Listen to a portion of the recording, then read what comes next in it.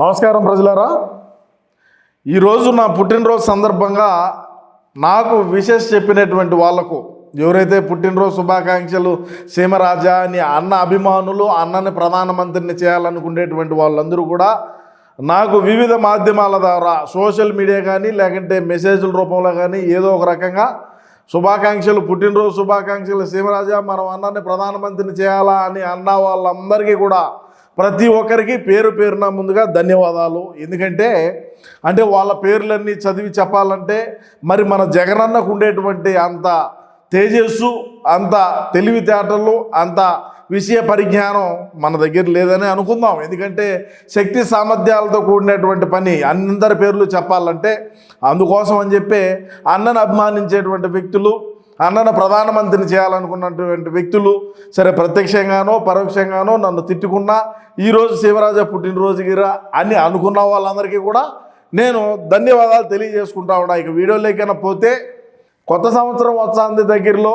మరి కొత్త సంవత్సరంలో మన అన్నను ఏ విధంగా మనం ప్రధానమంత్రిని చేసుకోవాలా, ఏ విధంగా మన అన్నను మళ్ళా గతంలో చేసినటువంటి నటన ఏ విధంగా మళ్ళా రక్తి కట్టియాలా, ఎట్లా చేస్తే బాగుంటాననేది మీ యొక్క అభిప్రాయాన్ని తప్పకుండా కామెంట్ రూపంలో తెలియజేయండి. ఇకపోతే హోమ్ మినిస్టర్ గారు అనిత గారు పెట్టినటువంటి ప్రెస్ మీట్కు మనం ఒకసారి చిన్న వివరణ ఇద్దాం. ఎందుకంటే రప్ప దాని గురించి ఆమె ప్రెస్ మీట్ పెట్టింది. సరే, ఆ ప్రెస్ మీట్ ఏంది, కథ ఏంది అనేది మనం ఒకసారి చూసుకుంటే, రప్ప అని గీత దాటితే కటకటాలే. ప్రపంచంలో ఎక్కడైనా పుట్టినరోజు కేకులను వేట కొడవళ్లతో అదేవిధంగా తల్వారులతో కట్ చేస్తారా? ఇది మామె ఒక ప్రెస్ మీట్లో లేపినటువంటి అంశం. నేను అనిత గారికి ఏమి తెలియజేస్తున్నానంటే, స్వయంగా మా జగనన్నే ఒక ప్రెస్ మీట్లో రప గంగమ్మ జాతరలో పొట్టేలు తలకాయి అయితే తప్పే ఉన్నదన్నాడు. సో మీరు ఎవరైతే ఇప్పుడు మొన్న జగన్మోహన్ రెడ్డి అన్న మా అన్న పుట్టినరోజు నాడు ఎవరైతే బలిచ్చినారో, ఎవరైతే మేకలను గొర్రెలను తీసుకొని పోయి బలిచ్చి ఆ ఫ్లెక్సీల మీద ఆ రక్తాన్ని అంతా కూడా రుద్దేటువంటి ప్రయత్నం చేసినారో వాళ్ళని అరెస్ట్ చేసేటువంటి ముందు మా జగనన్నను అరెస్ట్ చేయాలా. ఎందుకంటే ఇటువంటి వాటిని ప్రేరేపించింది మరి మా జగనన్న. ఏదైతే కార్యకర్తలు అటువంటి పనులు చేయకూడదురా, అటువంటి నినాదాలు చేయకూడదు, నైట్ కదిరి నుంచి ఆయుధాలు తెచ్చి పొద్దున్నే బాబాయ్ గుండుపోటు మాదిరి చేయాలరా మనము అని చెప్పుంటే అది వేరే విషయం. మరి జగనన్నే స్వయంగా ప్రెస్ మీట్లో ఏమైతుంది అన్నప్పుడు కింద ఉండేటువంటి కార్యకర్తలు ఊరికే ఉంటారా? మరి నువ్వు ఊరికే ఉండవుగా సీమరాజా అనొచ్చు. నేను అటువంటి హింసాత్మకమైనటువంటి అటువంటి హింస ఏదైతే ఉండదో అటువంటి చేయకుండా నేను కేక్ని గొడ్డలతో కట్ చేసిన. మరి ఎన్నో విధాలుగా కట్ చేయొచ్చు, గొడ్డళ్ళు అదేవిధంగా తలవారులు, వాటితో కేక్ని కూడా కట్ చేయొచ్చు, ఏమి ఇబ్బంది ఏమి లే. కానీ అన్నను శాంతి చేయాలని చెప్పి ఆ విధంగా చేసినారు ఏవో మా కార్యకర్తలన్నీ కూడా రాష్ట్రంలో ఉండేటువంటి ప్రజానీకం అనుకుంటున్నారు. అదేవిధంగా వైసీపీ సైకో మూక వికృత చేష్టలు చూస్తుంటే మానవత్వం ఉందా లేదా అనిపిస్తుంది. మానవత్వం అంటే మా జగనన్న తర్వాతనే మానవత్వం. ఎందుకు చెప్తున్నానంటే, సొంత చిన్నాయన్ను ఏ విధంగా చేసినాడు, వాళ్ళ కుటుంబాన్ని అదేవిధంగా వాళ్ళ కూతుర్ని వాళ్ళ చిన్నమ్మని ఏ విధంగా చూసుకున్నాడు, అది మానవత్వం. అదేవిధంగా తల్లిగారిని చెల్లిగారిని రాజకీయ అవసరాల కోసం, రాజకీయ స్వార్థాల కోసం ఈయన ముఖ్యమంత్రి కావాలని చెప్పి ఏ విధంగా 16 నెలల పాటు రోడ్ల బడిగా తిప్పి ఆ తర్వాత ముఖ్యమంత్రి అయిన తర్వాత వాళ్ళని ఏ విధంగా పట్టించుకోలేదనేది ఇది మానవత్వం. దళితుల్ని హత్యలు చేస్తూ ఉంటే వాళ్ళకు బెయిల్ తీసిచ్చి మళ్ళా వాళ్ళను పక్కన కుర్చీ వేసుకొని కూర్చొని పెట్టుకున్నాడంటే ఇది మానవత్వం.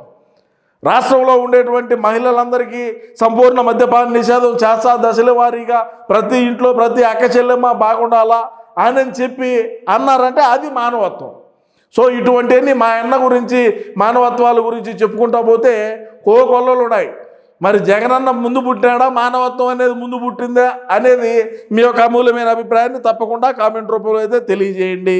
అదేవిధంగా చూసుకుంటే మనం అధికారం కోల్పోయిన తరువాత కూడా రాజకీయ ముసుగులో రౌడీయిజం చేస్తూ ప్రజలను భయభ్రాంతులకు గురి చేస్తున్నారు. మా పని అది, మేము భయపెడతాం, మా రాజకీయమే అంతా అదేదో సినిమాలో ఉన్నది.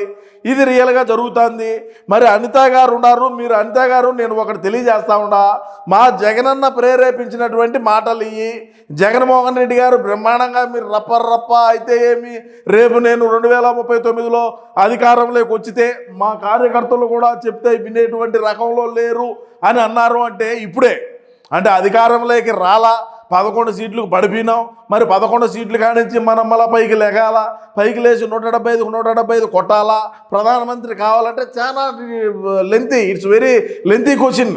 అయినప్పటికీ కూడా ఏ విధంగా కార్యకర్తలు ఉన్నారు, ఏ విధంగా ఎంత భయభ్రాంతులు గురి చేస్తున్నారు, ఏ విధంగా రౌడీ మూకలు మీరే అంటున్నారు, నేను అనేది కాదు.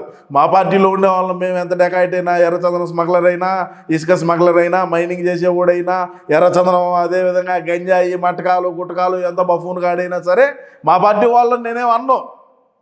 అదేవిధంగా మీరు ఆ విధంగా ఆలోచన చేస్తున్నారు కాబట్టి మరి మేము అధికారంలోకి వచ్చితే రాబోయే రోజుల్లో ఏ విధంగా ఉంటుందనేది కూడా ఒకసారి మీ అభిప్రాయాన్ని తెలియజేయండి. గర్భిణిని దాడి చేసిన కేసులో నీచకుడిని అరెస్ట్ చేసే జనసేన కార్యకర్తని మనో విష ప్రచారం, మా బతుకంతా విష ప్రచారాలు చేయడమే, గుండెపోటును గొడ్డలు పోటు, ఇంకొక పోటు, గులకరాయిని సబ్బైపోయినారు బిడ్డనని, ఎన్నో మా బాధలు ఎన్నో పడాలా, మేము మళ్ళా అధికారంలోకి రావాలా అంటే ఇటువంటివి రాబోయే రోజుల్లో ఇంకా ఎన్ని ప్రోపగండలు లేస్తాయో కూడా చూడండి. శాంతి భద్రతలకు అత్యంత ప్రాధాన్యం ఇచ్చే చంద్రన్న నాయకత్వం నడిచే కూటమి ప్రభుత్వ పాలన రాష్ట్రంలో ఎటువంటి హింసను సహించదు, ఉపేక్షించదు. నేనేం చెప్తానంటే మీరు ఉపేక్షించరు, మీరు సహించరు, మీరు ఎన్ని కూడా చేయరని మీరంటారు. మేము అధికారంలోకి వచ్చితే నేను ఒకటే పాయింట్ చెప్పదలుచుకున్నా, రాష్ట్ర ప్రజలారా, ఈడా మన జగనన్న అధికారంలో లేడు, 11 స్థానాలకు పడిపోయినాం, ప్రధాన ప్రతిపక్ష హోదా కూడా లేకుండా ఉంటేనే మనం ఈ రోజుల్లో మీసాలు తిప్పుతున్నామంటే రేపు రాబోయే రోజుల్లో అన్న అధికారంలోకి వచ్చిన తర్వాత ఏ విధంగా ఉంటుందనేది ఆలోచన చేయండి. అన్న 5 సంవత్సరాల పాటు ముఖ్యమంత్రిగా ఉన్నప్పుడు రాష్ట్రంలో ఏ విధంగా పాలన ఉన్నింది, ఏ విధంగా పోలీసు యంత్రాంగం పనిచేస్తా ఉన్నింది, ఏ విధంగా అధికారులు ఉన్నారు, ఏ విధంగా మన పార్టీకి సంబంధించినటువంటి వ్యక్తులు ఏ విధమైన వ్యవహార శైలితో ముందుకు పోతా ఉన్నారు. మరి కూటమి ప్రభుత్వం అధికారంలోకి వచ్చి ఎక్కడా కూడా మేము డబ్బులు సంపాదించుకునేటువంటి పరిస్థితి లేదు, ఎక్కడా కూడా మాకు జోబీలు నిండేటువంటి పరిస్థితి లేదు. మేము ఏమి చేయాలన్నా కూడా కూటమి ప్రభుత్వం అడ్డం వస్తుంది. మరి మా పార్టీలో ఉండేటువంటి వ్యక్తులు ఏ విధంగా ముందుకు పోవాలా, వాళ్ళకి డీజిల్ ఎట్ట కొట్టించుకోవాలా, అన్న 10 రూపాయలు డబ్బులు ఇస్తాడంటే ఈడు.